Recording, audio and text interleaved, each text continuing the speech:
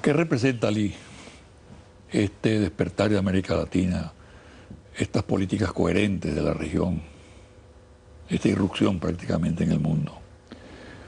¿Puede ser un factor de equilibrio, contribuir a la paz?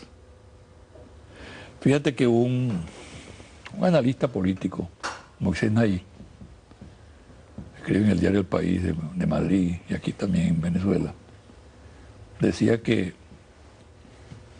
reflexionaba sobre la posibilidad de que el fenómeno latinoamericano se proyectara en Europa, debido a la crisis que existe en Europa, contrastante con la fortaleza que se observa en América Latina.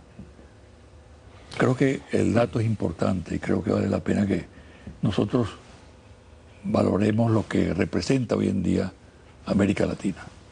Yo creo que la primera tarea es latinoamericanizar a América Latina, porque la visión que teníamos acá era muy extranjerizada, extraña a lo que es la realidad específica de América Latina, y lo que está comenzando a surgir.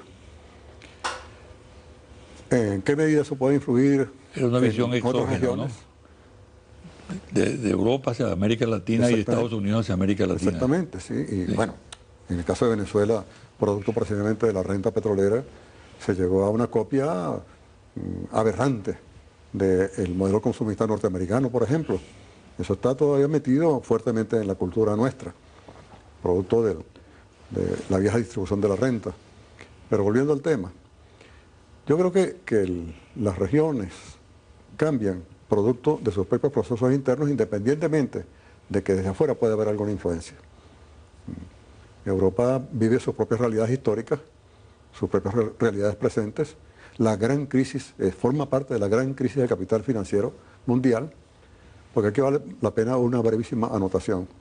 Lo que uno observa en el proceso capitalista mundial, y particularmente en el norteamericano y europeo, es eso que ya había definido Marx como la tendencia decreciente de la tasa de ganancia. Cada vez más la reproducción del capital ocurre menos en el proceso productivo, es decir, en la intermediación productiva, y cada vez más ha ocurrido en la especulación financiera.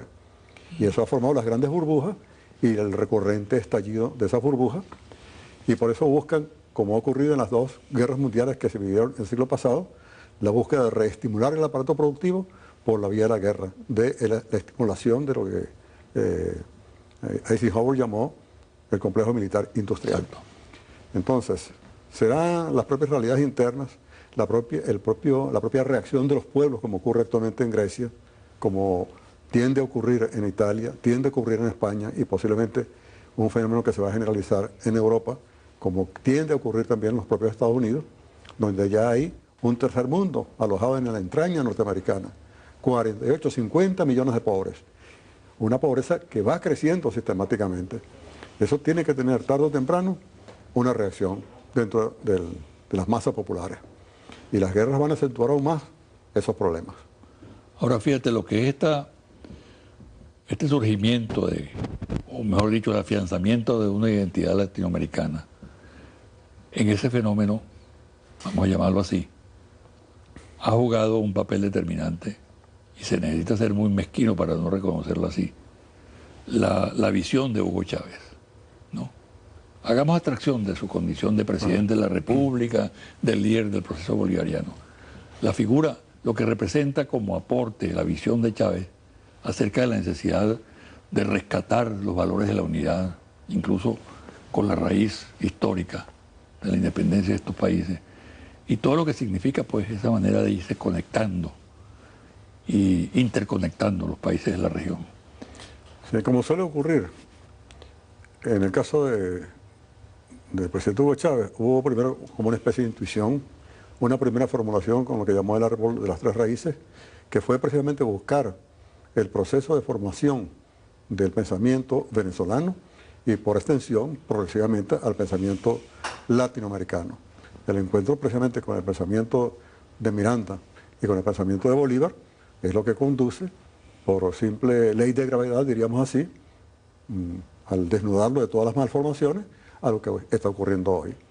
De manera que... Es decir, una especie de redescubrimiento. Efectivamente, sí, creo que vale la palabra ha venido haciendo una especie de excavación arqueológica para quitar esa cantidad de capas de suelo sobre la cual había enterrado el pensamiento bolivariano y el de Miranda, convertido pues, simplemente en una mercancía Y el de más o menos otros atractiva. líderes de la región, ¿no? San Bueno, Martín, O'Higgins, todos los claro, libertadores, claro. ¿no?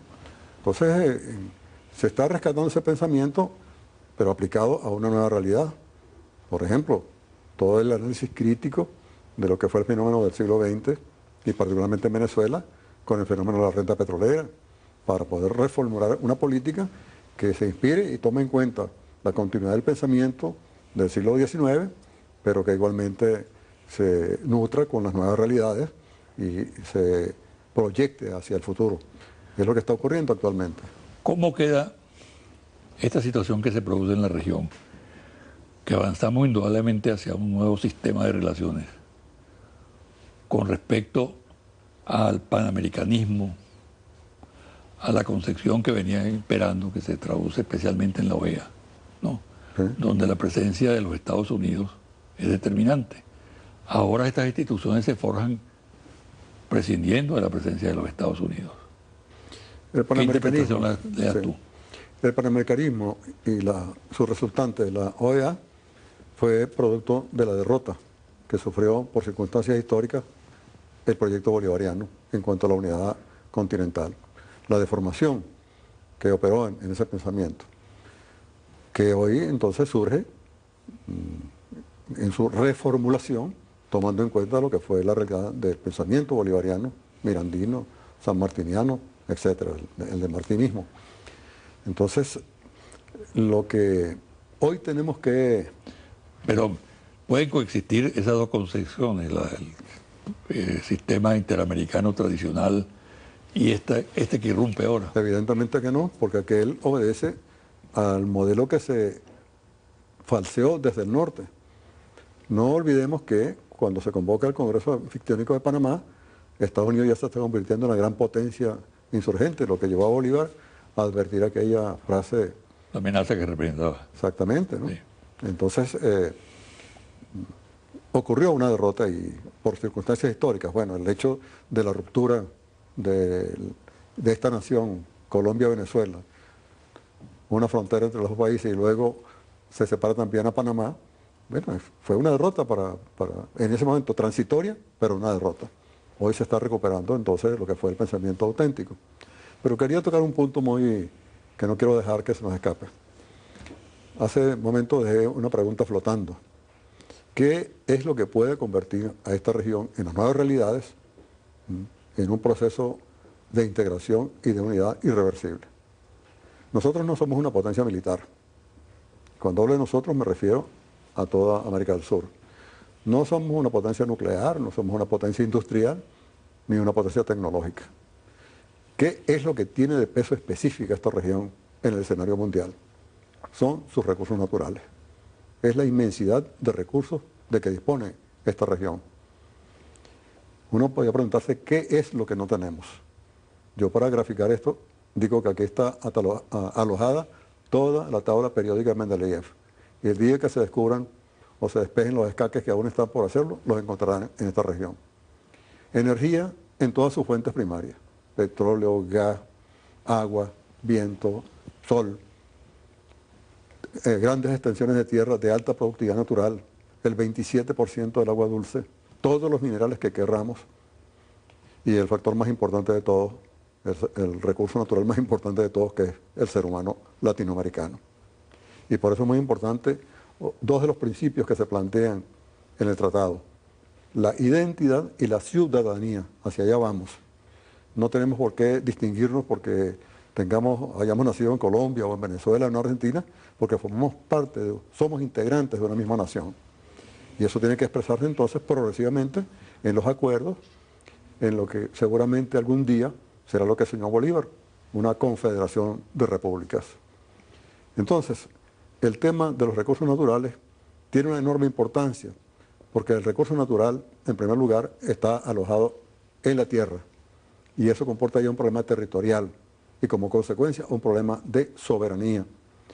Uno de los aspectos más sutiles de la confrontación ideológica en el mundo es que precisamente el pensamiento capitalista busca olvidar, desterrar de todo el pensamiento económico mundial la categoría o el factor tierra como factor productivo, porque de allí dependen todos los recursos naturales que comportan, insisto, un problema de soberanía, de lo que llamaron los teóricos el dominio eminente del Estado. Eso hay que rescatarlo, y es lo que puede convertir en irreversible el proceso de integración en UNASUR, como ocurrió con la OPEP. ¿La OPEP qué es? Una organización intergubernamental que unida defiende mejor su derecho soberano sobre un recurso natural, petróleo. Una organización en la cual concurren regímenes sociales, políticos, culturales sumamente disímiles y a veces hasta contradictorios. ¿Qué tiene que ver el régimen social saudita, por ejemplo, con Venezuela? O Nigeria con Ecuador, o Irán con Ecuador. Sin embargo, concurren ya desde 1960 en un interés fundamental. Han habido guerras en varios de los países miembros. Han llegado a sentarse en la mesa, no se hablan, no se saludan, pero al final firman el acuerdo. Con mucha razón, en una región que aloja no solamente petróleo, sino que aloja muchos otros recursos naturales, algunos de ellos estratégicos, se dice que las próximas guerras serán por el agua. Bueno, es una de las cosas que más abundan en esta región. De manera que el pensamiento, en mi opinión, debe concurrir, es el punto magnético, el punto focal hacia el cual debe orientarse el pensamiento latinoamericano. De ahí la importancia de UNASUR. Debe ser la esencia. Y tú vas a ser el próximo secretario general. Eso ya para el año próximo. Exacto. Sí. Bueno, Ali, y dentro de eso que tú has dicho, ¿qué vislumbras tú para este proceso? ¿Continuar esos avances? ¿Está amenazado ese avance? ¿De qué manera asumirlo, pues? Sin complejo, pero al mismo tiempo con cautela. Por supuesto que hay amenazas, claro. Amenazas producto de la irracionalidad. Porque por un momento imaginemos a toda esta región cruzada de líneas férreas, de carreteras, de autopistas, con aeropuertos, puertos, líneas aéreas que integren internamente este gigantesco mercado interno que eso representa, que se potencie el desarrollo industrial, el desarrollo tecnológico, la oferta de bienes y servicios. Eso va a servir también para los países del norte. Pero para que eso ocurra, se genera también una gran demanda de bienes y servicios. A la postre, es un proceso que conviene también a las potencias industriales que tantos males están padeciendo en estos tiempos, precisamente por la crisis, sobre todo en el sector productivo, que tiene sus expresiones cada vez más graves, más agudas y aparentemente más problemáticas de resolver, como las que están padeciendo en estos tiempos. De manera que, como diría Alfredo Maneiro, esto es un proyecto que no tiene sino virtudes. Bueno, muchas gracias. Te deseo mucha suerte. Gracias para todos. Gracias. Una pausa y al regresar los confidenciales.